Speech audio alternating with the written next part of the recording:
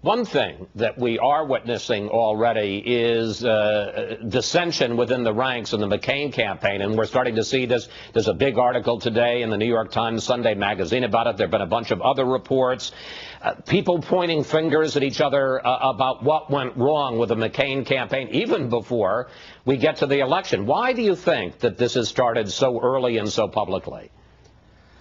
Well, look, we've seen this a couple of times this year. We saw it in the Clinton campaign, and now we're seeing it in the McCain campaign, where before the election is totaled up, before the votes are all cast, before the decision is made, people start pointing fingers and blaming each other. It is a sign of disciplined people who have the loyalty that they ought to have to the candidate whom they're serving. And it's a sad sight to see. Nobody makes themselves look good by this process. It is not generally a phenomenon we see in winning campaigns, however, is it? Oh, you know, occasionally you see it, but you're right. It's in campaigns that are behind, and people want to make sure they escape with the best reputation they can.